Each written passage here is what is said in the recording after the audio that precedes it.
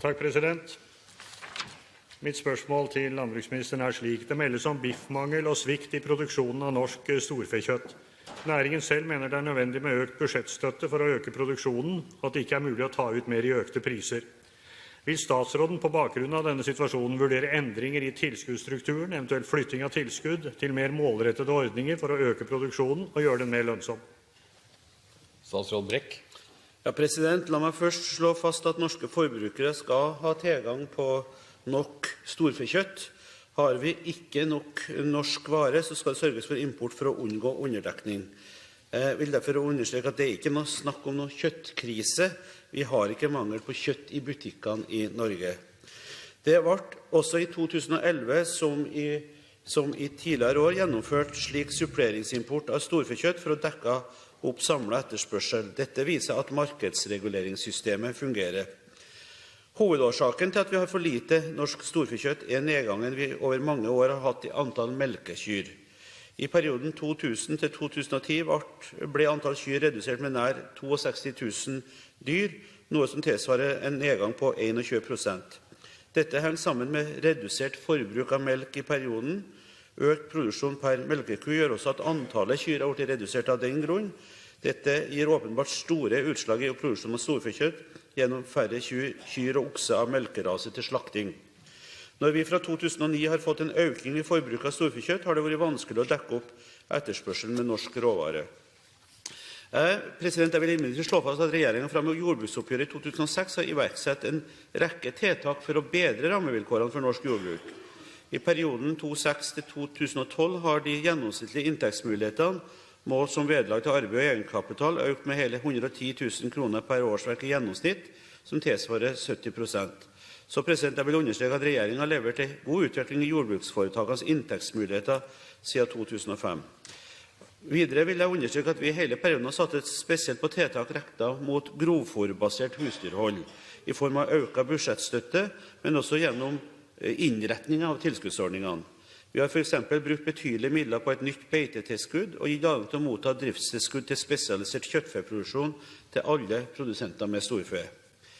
Regjeringen har et klart mål om å dekke innenlands etterspørsel etter jordbruksvarer som vi har naturgitt grunnlag for å produsere i Norge, innenfor de gitte handelspolitiske rammene.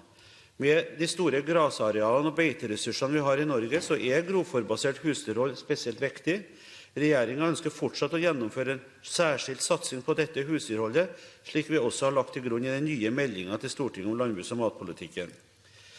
Så ved jordbruksoppgjøret som kommer nå i 2012, så vil vi vurdere aktuelle tiltak for å ytterligere stimulere det grovfôrbaserte husdyrholdet. Jeg kan imidlertid ikke nå forskuttere hva som vil bli statens forslag til løsninger ved forhandlingene senere i 2012. Svein Flåtten til tilleggsspørsmål. Takk, president. Jeg tror kanskje landbruksministeren skal være litt forsiktig med å fremheve markedsreguleringen når det kanskje truer med kriser. Vi har jo sett i vinter at man ikke alltid hadde oversikt over det som kommer i fremtiden. Jeg synes også det underlig, president, at man drar frem utviklingen fra 2006 til 2012 på inntektssiden. For det som spørsmålet går på, og det som ligger i bunnen her, jo kort og godt at det blir for lite produksjon fordi det ikke lønnsomt nok. Det poenget. Og det derfor jeg spør, ikke om hva som kommer av penger i jordbruksoppgjøret, det får vi jo se når man får diskutert seg ferdig, men om det mulig å gjøre endringer i den måten tilskuddene innrettet på, slik at vi får mer effekt ut av de pengene vi bruker.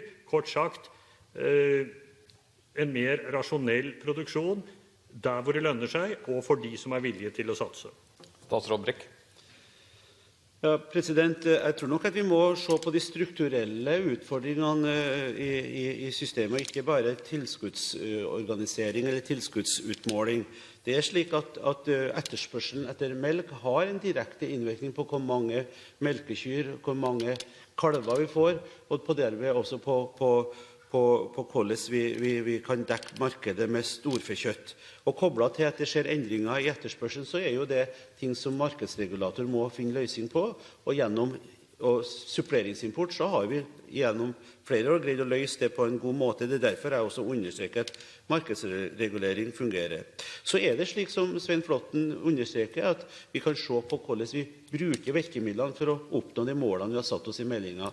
Det vil jeg hele tiden være opptatt av å evaluere og gjennomgå, for på det viset få mer målrettede ordninger, få mer målretting av de bruken som vi har av ressursene. Svein Flåtten. Ja, jeg tror i aller høyeste grad at det blir et behov for å gå gjennom strukturen på tilskudd og bruken av penger i landbrukspolitikken. Hvis, som statsråden nå sier, man skal nå alle målene i meldingen. Fordi at det er et meget ambisiøst samlet mål. Og derfor så er jeg glad for at ikke hører noen innrømmelser fra statsråden, men i hvert fall en enighet i at ting må forandres på. Og jeg tror det er viktig, ikke minst for statsråden som reiser rundt, som har tilgang til alle miljøene, å fortelle om at vi må endre på en del elementer i først og fremst de pengene vi bruker, og så får vi jo da se på hva man bruker mer eller mindre. Men vi må få mer ut av det. Det er, tror jeg, en nødvendighet. Og jeg er glad for, hvis jeg har oppfattet statsråden slik, at han litt på vei er enig i sånne synspunkter. Statsråd Brekk.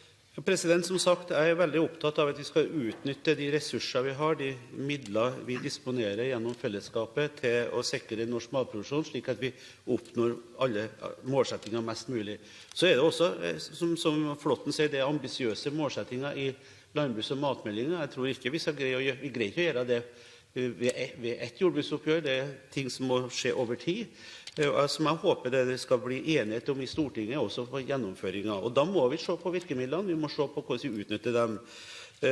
Vi har også, jeg har lyst til å understreke det, at vi må se også på hvordan vi utnytter de virkemidlene innenfor de handelspolitiske rammer vi har, for det er også slik at det legger begrensninger på fleksibiliteten i systemet. Men som konklusjon fra meg, så er det sånn at vi hele tiden er på leting etter virkemidler, måten å utnytte de rammer vi har, på en sånn måte at vi oppnår de målsettingene som ligger politisk.